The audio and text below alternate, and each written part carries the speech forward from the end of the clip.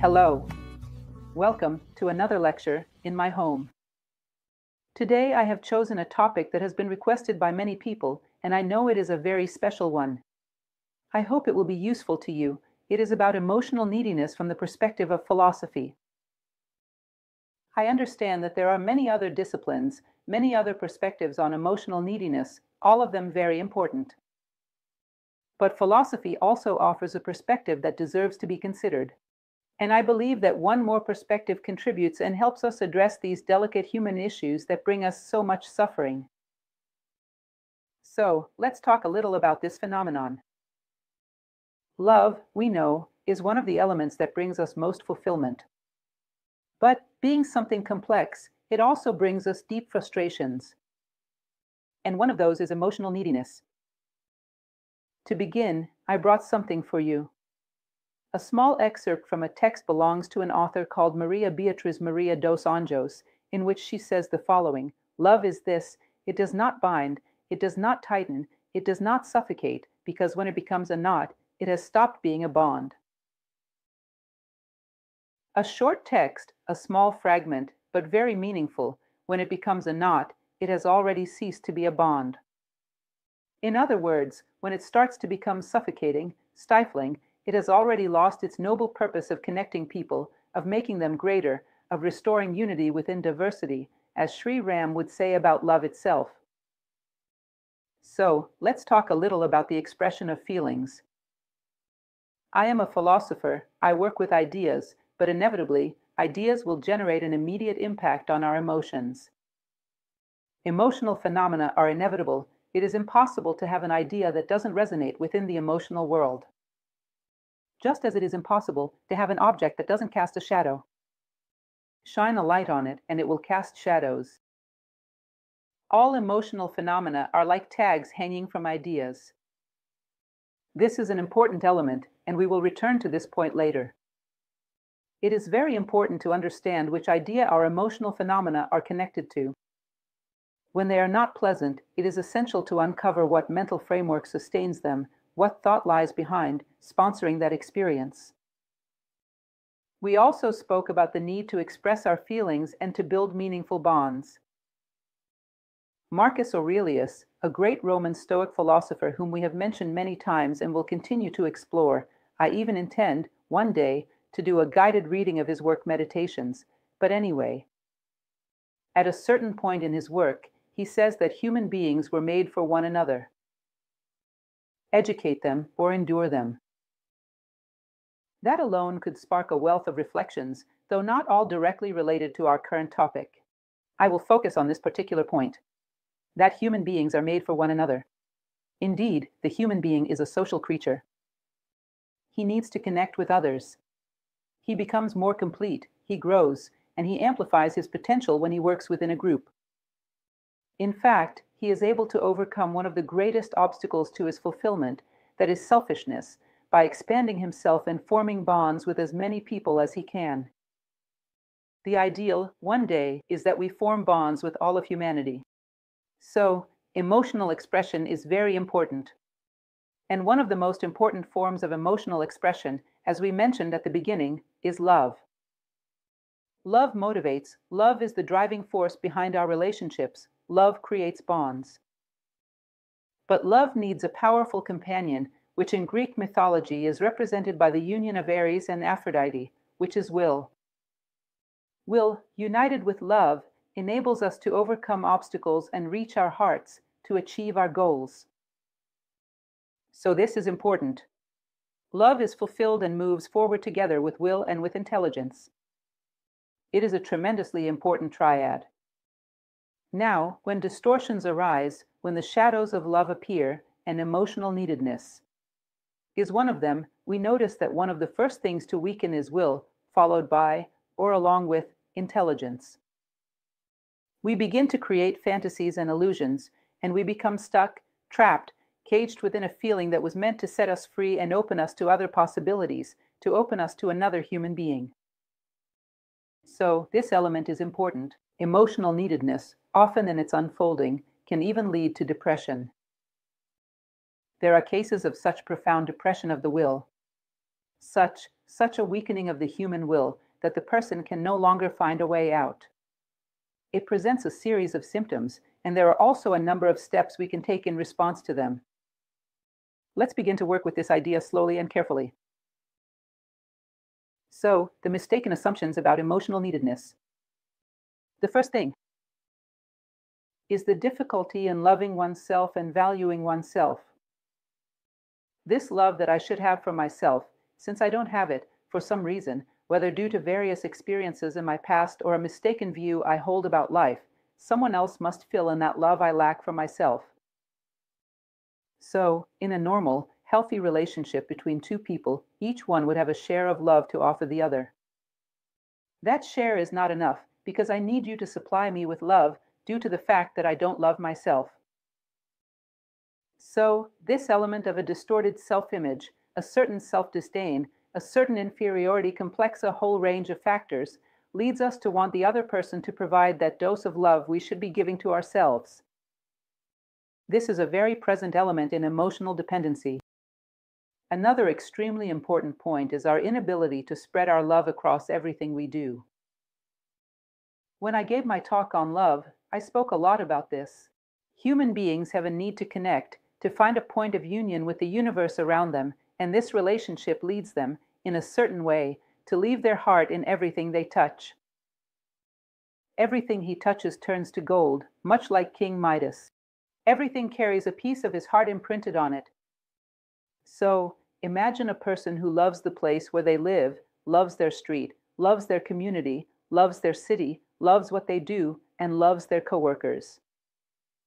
They begin to expand and exercise this capacity to love to such a degree that it becomes very difficult for them to feel emotionally needy. Wherever he goes, he leaves the imprint of his heart behind. As Sri Ram once said, you must lose your heart every day, and then go in search of it. In the end, you will discover that your heart is the heart of all things. There is something strange about emotional neededness. It causes a person to close off their heart, to isolate themselves, and to hold on to all that affection just to pour it onto a single person who becomes the one. That person is seen as the one responsible, the chosen one, to fulfill all the emotional needs they have.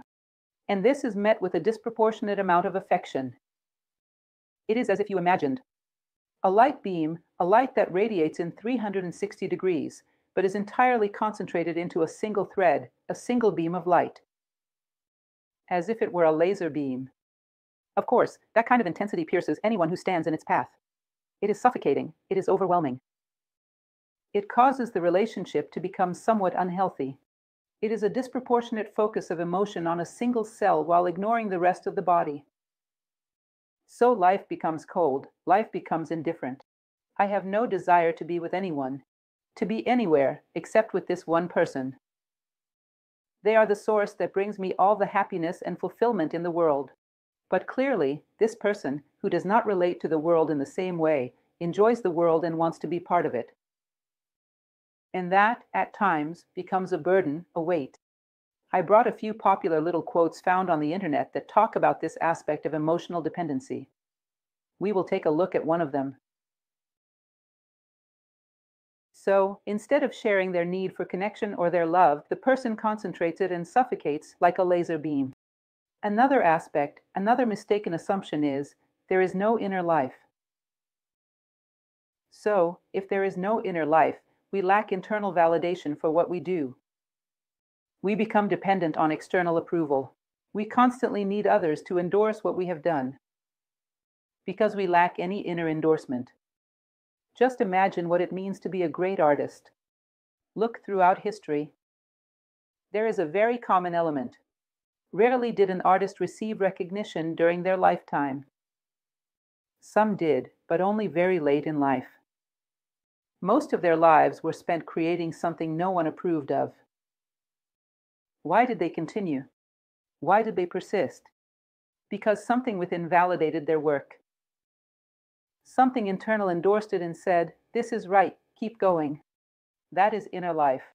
This ability to withdraw, to elevate your consciousness, to find yourself and to make it so that, in the eyes of your inner self, it appears just, valid, and good.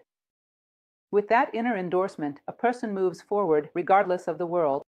Perhaps the world will only understand what they did 100 years later, or 1,000 years later, or maybe never, but they feel at peace with life. They feel aligned with themselves.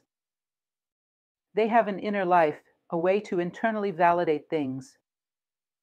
They become far less dependent on what surrounds them, on the opinions of those around them, which offer little certainty. In fact, if we look at some composers from past eras who were highly praised by everyone in their time, today they no longer hold any significance. There are many such cases.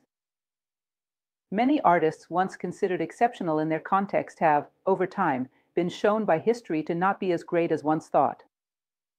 So, external validation is no guarantee of anything, but internal validation is.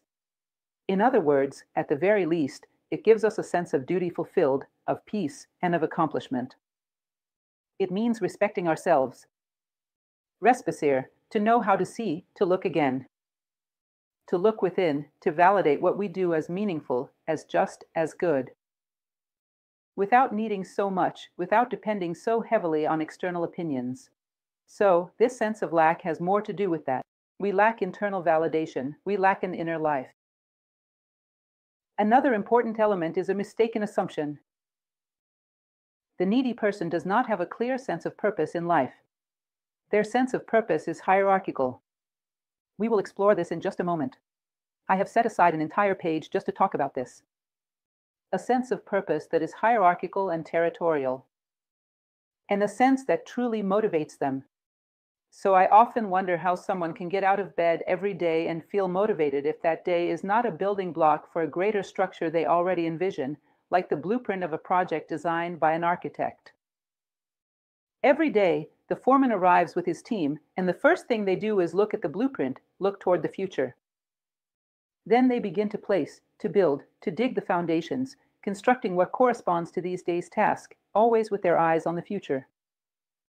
How difficult, and I would even say impossible, it would be for the foreman and his team to work on something without knowing where they are going with it.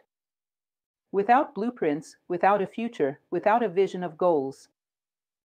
This small-minded thinking, this lack of belief in oneself, this narrowing of consciousness that neediness brings, show much it diminishes us, how much it limits us. This is what keeps us from having a good reason to get out of bed in the morning.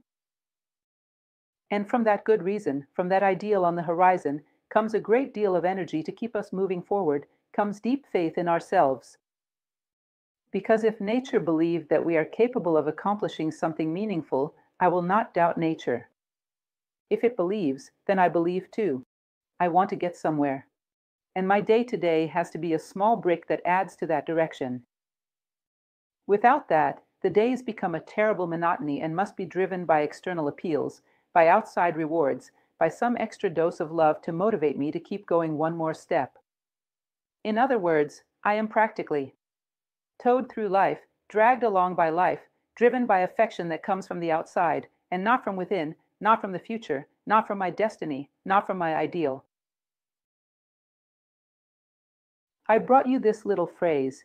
As I mentioned, I picked a few things randomly from the internet, and it is a short poem, it seems, that says the following: emotional neediness in high degree, in relationships, resembles the embrace of a drowning person. I found that very amusing and interesting. Have you ever seen what the embrace of a drowning person looks like?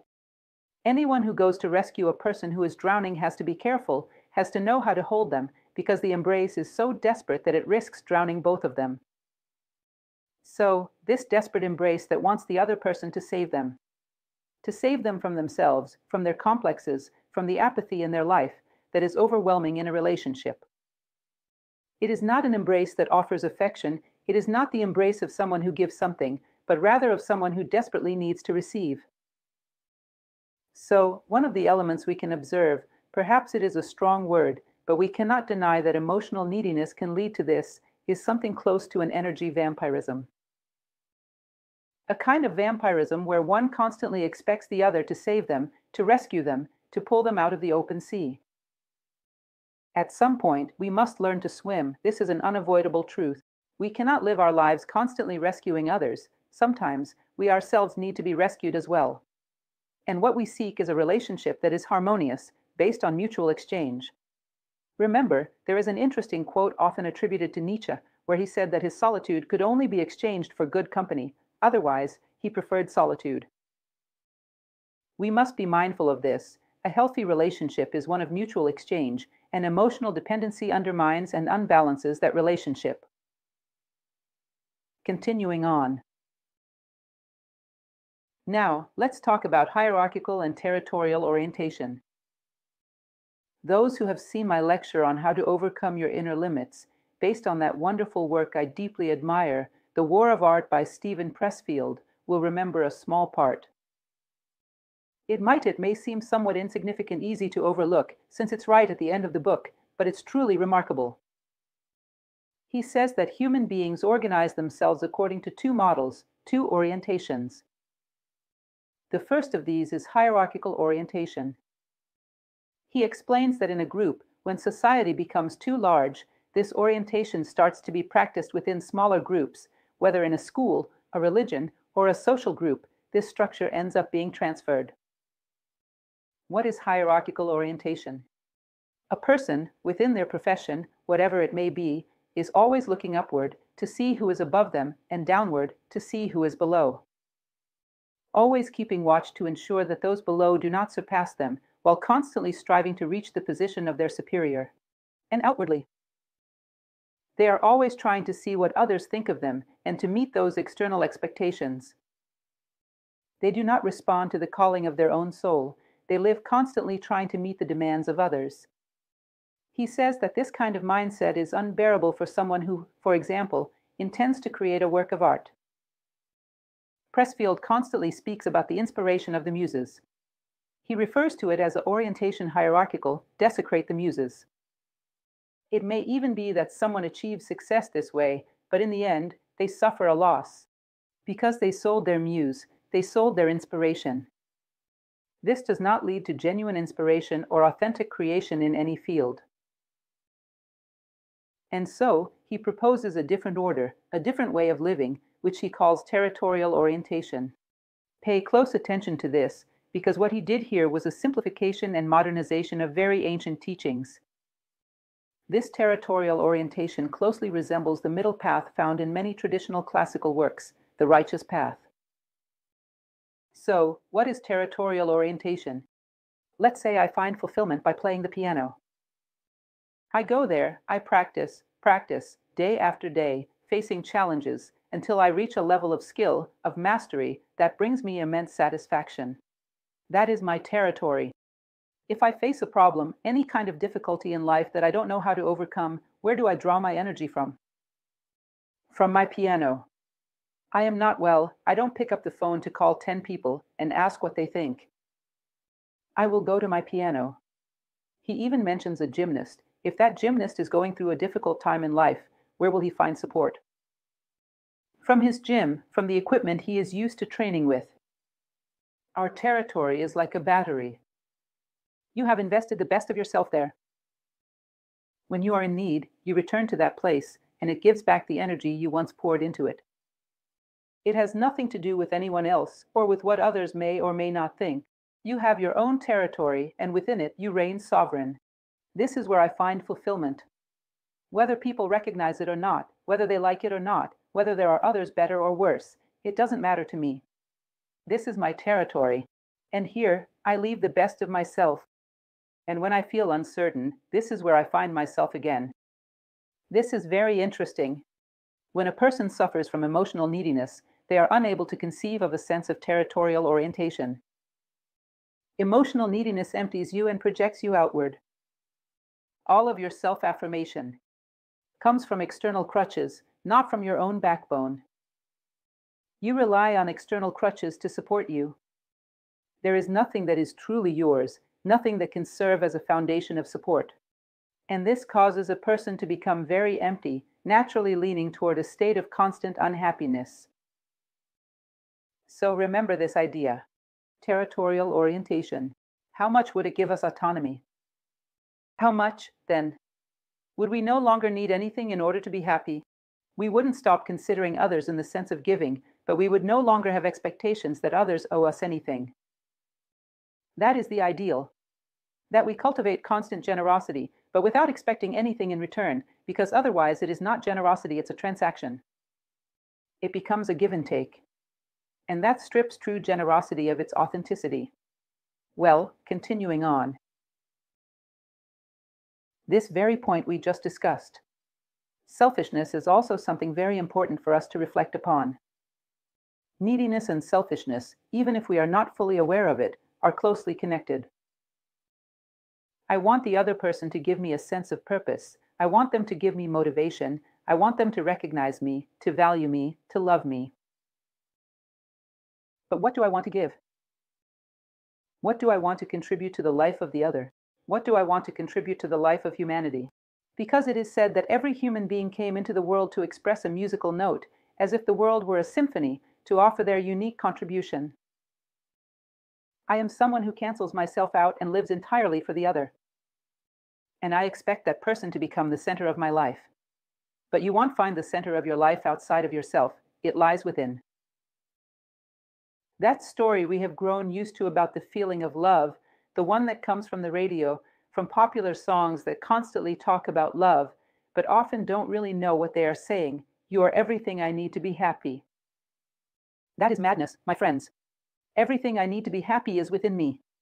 The other person can walk beside me, but they cannot give me what I have not found in myself. Ah, we are two halves of the same coin. That is not true. If you want to create a bond with someone, you have to be a complete link, so that the other complete link can connect with you. Today I brought you a reading that we will do at the end, from Khalil Gibran, which illustrates this beautifully. We must be whole beings if we want to have mature and meaningful relationships. Relationships of giving, of wanting the other to grow, without expectations. A healthy relationship requires whole individuals who do not seek completion in the other. They walk side by side. So, this is a very important element for us to consider. There is a fair amount of selfishness within emotional dependency. If we look closely, it is somewhat draining. It is definitely not what we could truly call love. Sometimes, when we come out of a somewhat unhealthy relationship, we realize that it was not love, it was just emotional dependency. And sometimes, that leads to highly complicated, difficult, and problematic relationships. Well, another aspect we can consider within emotional neediness, still tied to this idea of selfishness, is that, at a certain point, when a person lacks self-love, lacks self-respect, and lacks consideration for themselves, they begin to feel as though life is not worth living. Life only seems worthwhile if someone comes to rescue them. Now, this would actually be a good moment. Notice that everything in life offers us a dual opportunity. You can go on to become someone who develops a deep emotional dependency and expects to be towed along through life. But at that very same point, my life is worth nothing. I could also choose to take a path of great generosity. Or, if my life is worth nothing, it is like a plate of food. A beautiful plate of food, nourishing and good. If I don't want it for myself, because I am not hungry, it would be very selfish to throw it away.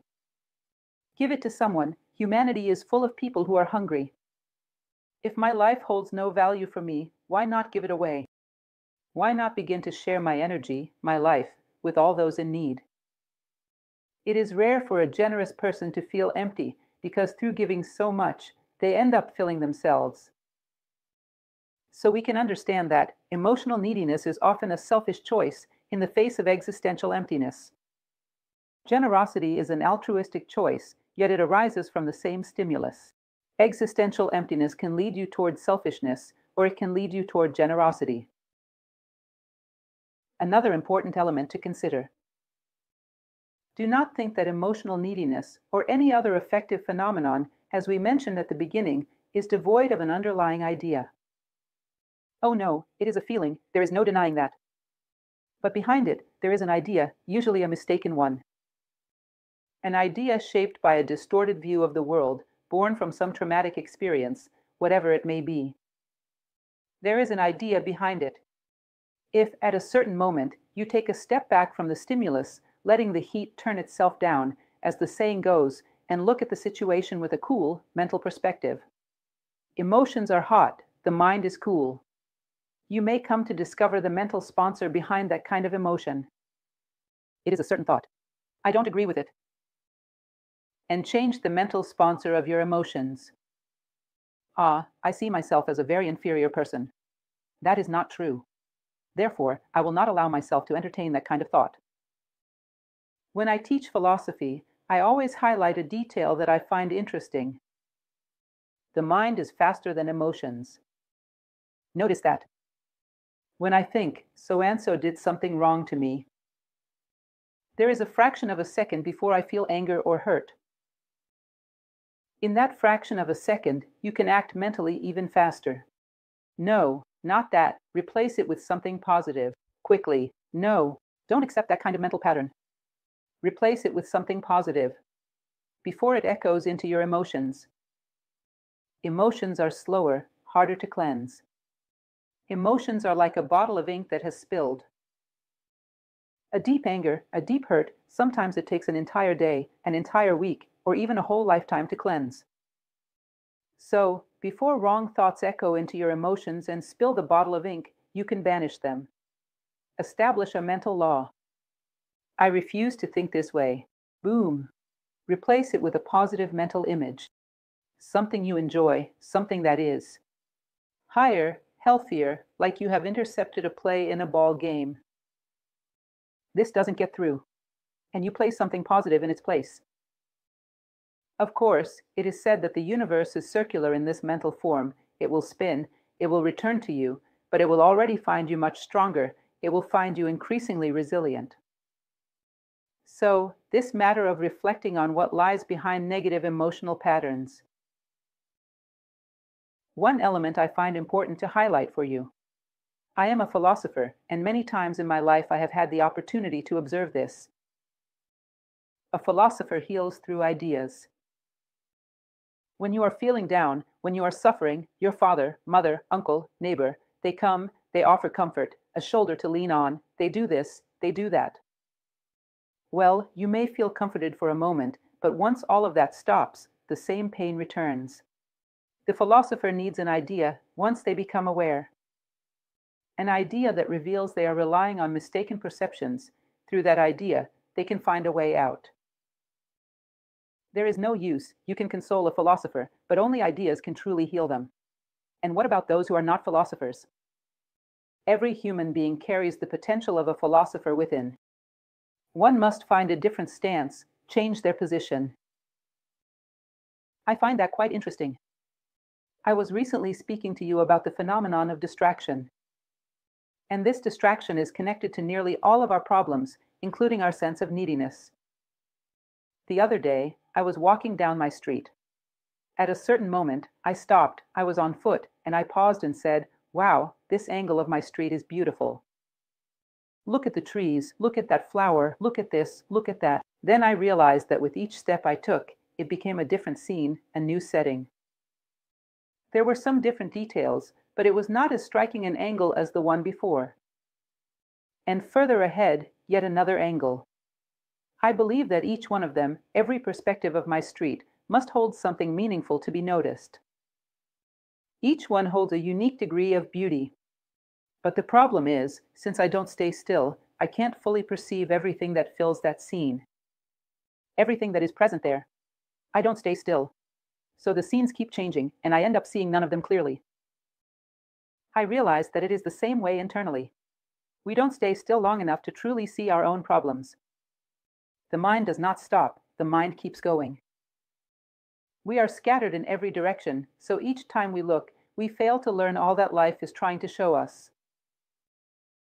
In other words, this mental reflection I am proposing to you is to pause for a moment, stay still, and look at your issue of emotional neediness from the perspective of your highest principles, and recognize that these needs are merely a shadow of a distorted object. And to no longer accept the presence of that distorted object in your mental space. Deep down, it is. Mental strength, a bit of training to master your own mind. Remember that inner life is the control of the mind. So, notice that if we stop moving so much and look at our problem from a higher perspective, we will see that our emotional neediness is poorly supported. And we are in need of ideas, only they truly transform us. Another important point is to be cautious. Cautious of the trend we are living in today. And that trend is the poor me, the helpless one, the wounded, the victim. Of course, sometimes we truly are victims, but seeing ourselves that way is not helpful for our recovery. It does not help the people around us either, who also need our example in order to stay strong. Being seen as weak, as fragile, as helpless, this is terrible for our consciousness. It does not awaken our will. It does not sharpen our intelligence. We end up in a position where we just want to be rescued, like someone drowning in the middle of the sea. So, a very important quality to develop is dignity and modesty.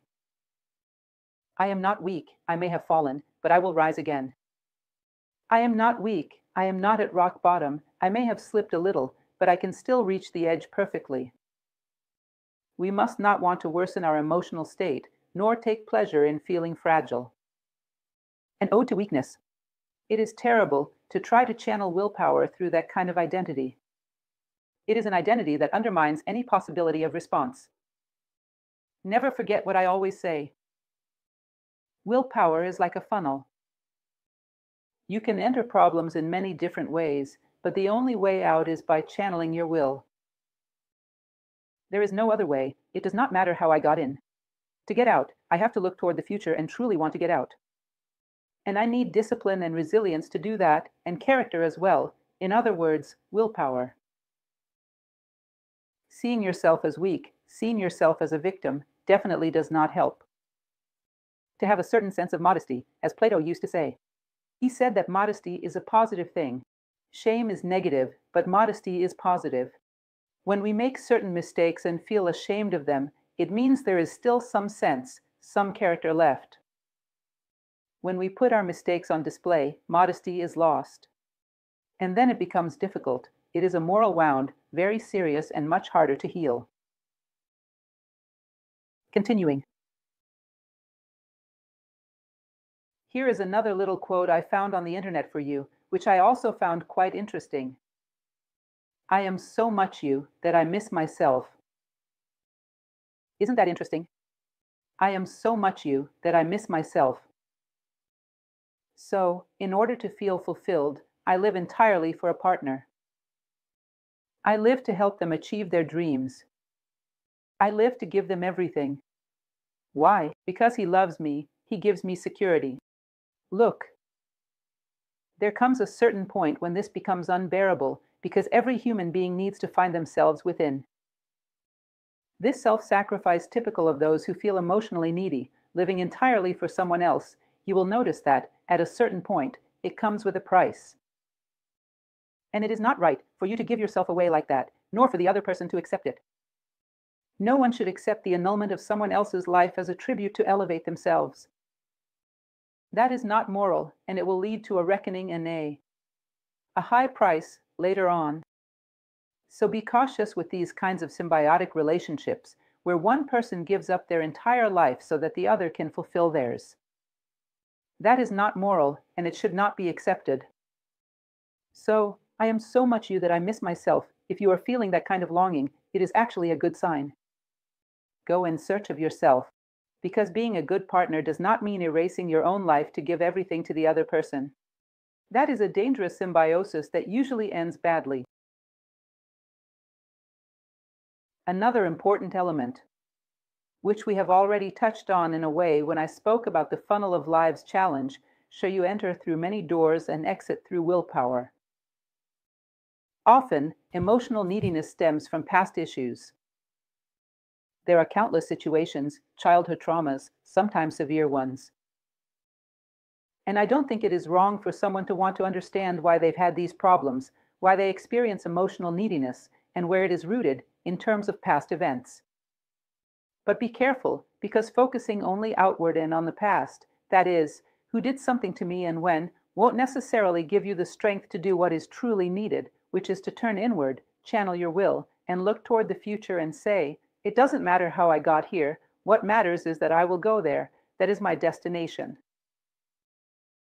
Sometimes, turning too much toward the past leads you to assign blame. And you become complacent in the face of the future. Your mistakes persist. And you say, well, that wasn't my fault. It was so-and-so's fault. I am the hurt one. I am the victim. I will never recover from this. And when someone points out your flaws, I will say, but it was so-and-so. In other words, looking for someone to blame instead of seeking a solution to our problem because we don't want to take responsibility is not healthy.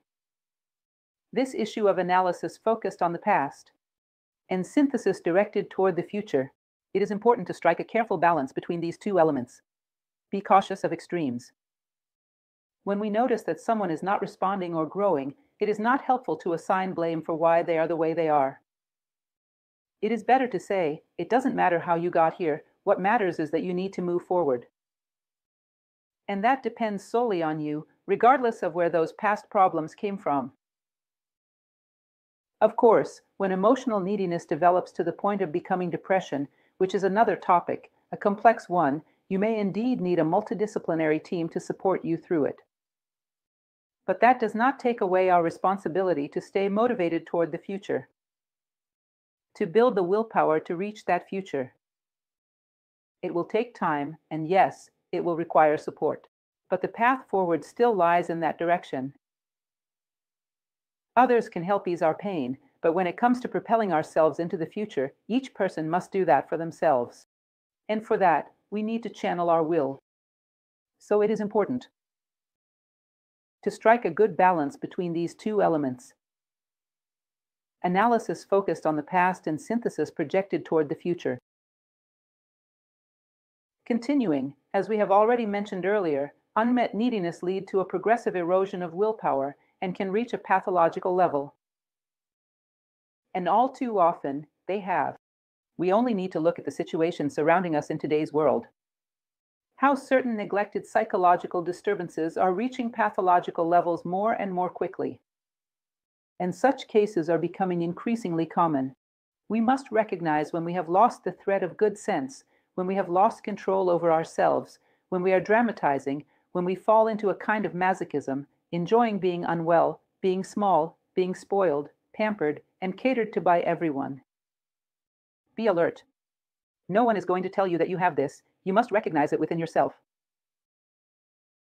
And there is another element I would like to talk about.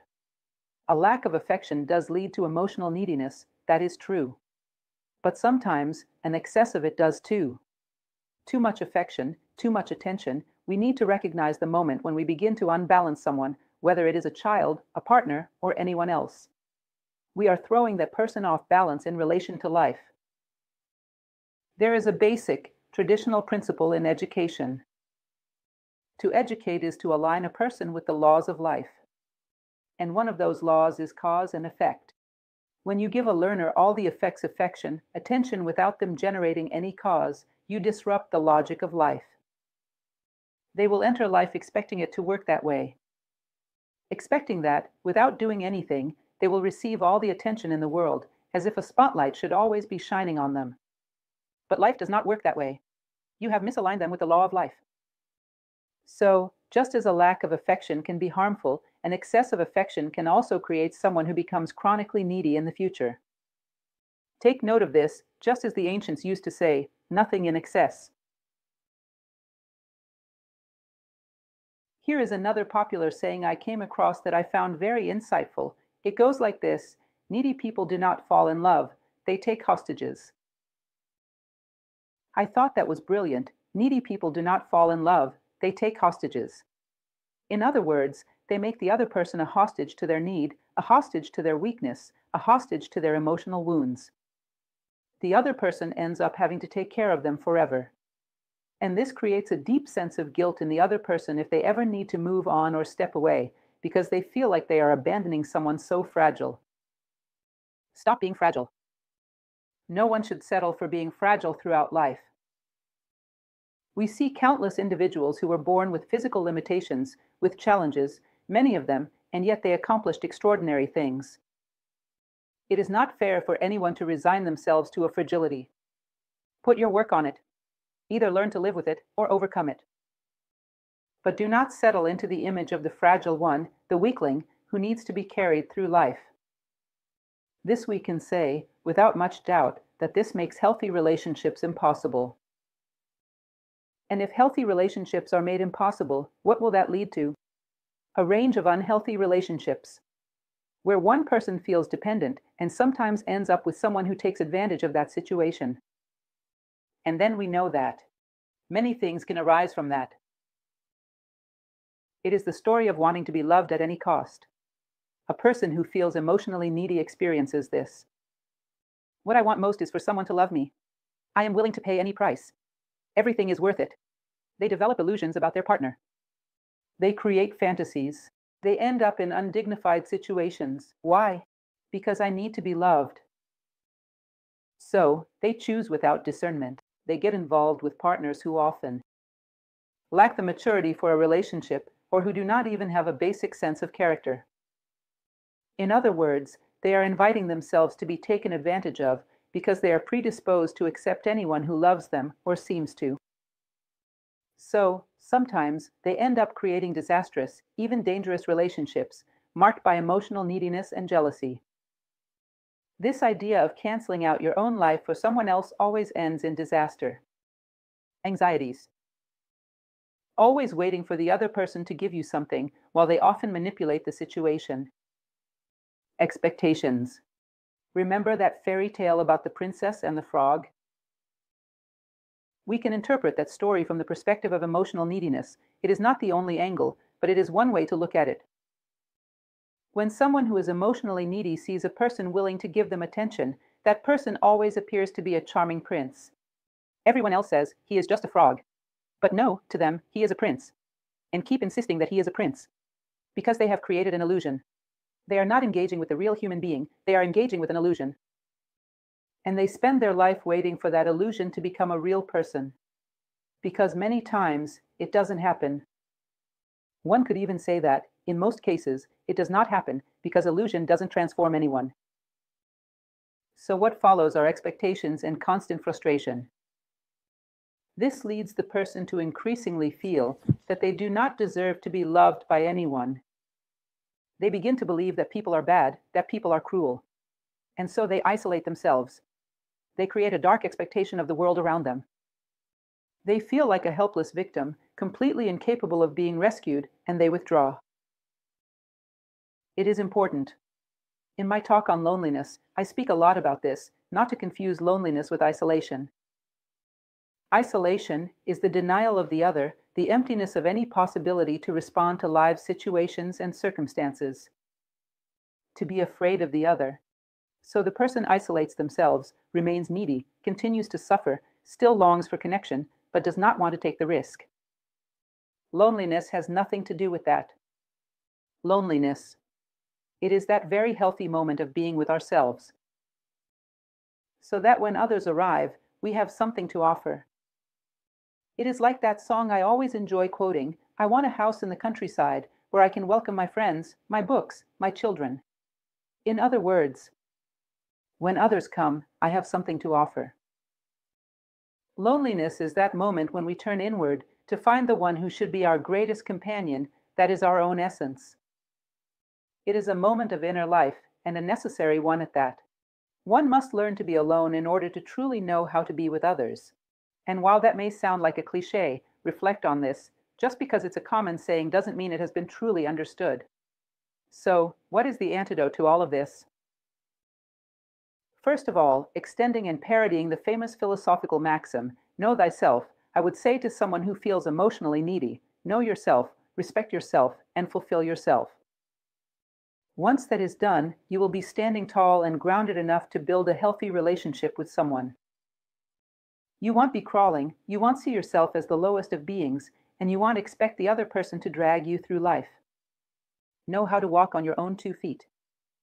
Then know yourself, respect yourself, and fulfill yourself. Embrace that as your life's mission. Secondly, practice healthy solitude. Learn to have a dialogue with yourself, to develop an inner life, to enjoy your own thoughts and reflections, to read a good book and be willing to draw lessons from it. Or when watching a movie. Any information that comes from the outside, pause for a moment to reflect, to converse with yourself, to absorb the things that life is offering you. Let it pass through the filter of your own discernment to see what you can learn from it and what you need to reject. In other words, having an inner dialogue, cultivating an inner life, practicing healthy solitude is absolutely essential. Those who are emotionally needy often deeply fear solitude. It is a moment in which they would inevitably have to face themselves, and they reject their own company. Therefore, they are constantly seeking others as a way to escape from themselves. Another element is to spread love in all directions. Make it your intention to love everything that you must necessarily experience. Enjoy it, do it in the best way possible, bring creativity into it, do it a little better than you have been doing so far. Enjoy it, notice each moment. Learn to see that your street is the most beautiful in the neighborhood, not out of vanity, but because you have come to appreciate all its details. Appreciate your neighbors, with all their quirks and unique traits. See the good side of everything, enjoy your work, notice the good people around you who are in need of building friendships, who need to see beyond the mere mechanics of doing tasks, who need to build themselves. In any environment, we can be engaged in the work of constructing ourselves. In other words, your entire daily journey, even the path you take, enjoy it. How wonderful that there is always traffic here, because I can pass through this place. And to see it more clearly. If I were stressed, I wouldn't notice it. So, put love into everything you do. You will realize that there is little room left for emotional neediness. Who gives all? There is a saying, common but true, that those who give much usually lack nothing. They have affection for themselves and are filled enough to share kindness wherever they go. Cultivating generosity and willpower. This is a fundamental, essential element. The more I focus only on myself, the more the pain grows. In other words, every time I tend to dwell on my own problems, on my own pain, I remember the pain of humanity. I remember those people who are suffering from this. I remember that person who is going through that, and they are enduring it with dignity, places in the world where people suffer in such ways. And nature and the animals and all the pain that exists around you while you remain focused on your little problem. Have more empathy, put yourself in someone else's shoes, feel their pain, commit yourself to it. You will see that generosity is a beautiful way to overcome emotional neediness. As I said, it is a twin sister of selfishness. So, generosity and willpower, determination. That which I set out to do, even if it is something very simple. Every morning, I will water all the plants. Do it. Today I woke up feeling very depressed. It doesn't matter. Water them while feeling depressed, then. In the act of doing, of accomplishing, of changing your circumstances, you begin to realize that you are reclaiming the reins of your life. Learn to go beyond imaginary limits. It does not matter. I am not feeling well, but I will go even feeling unwell. I will water all my plants. And when I finish, probably no longer feel as bad. Willpower is a powerful antidote to emotional deprivation. And finally, but no less important, dedicate yourself to an ideal. Something greater than this personal whining.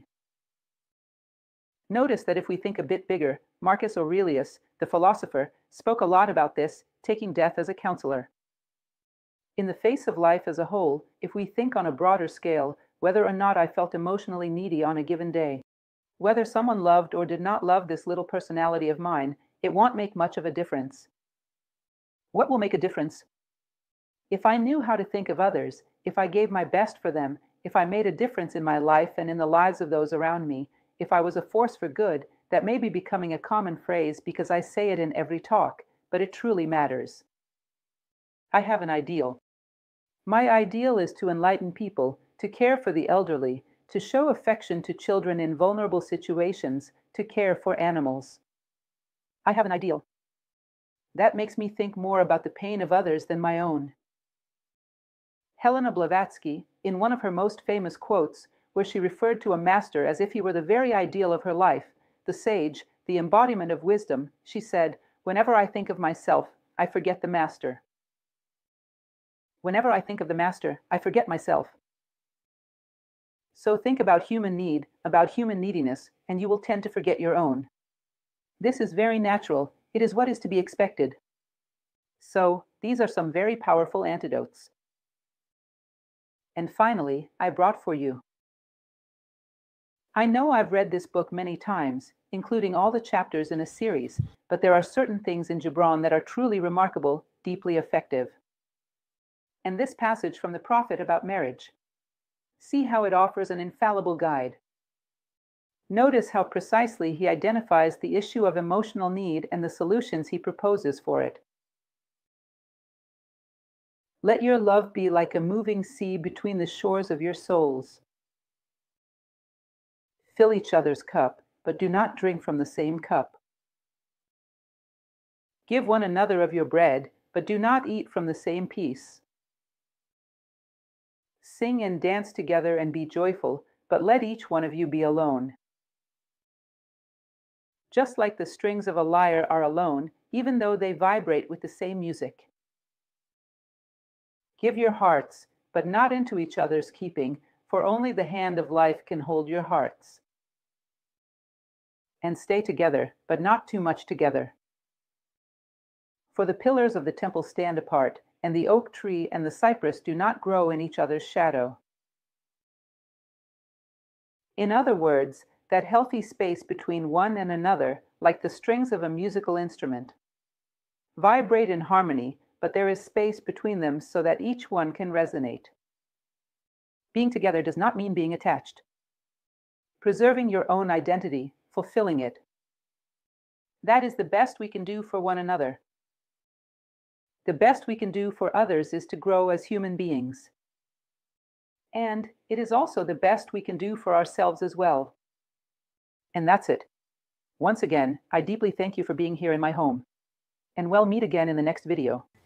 Thank you.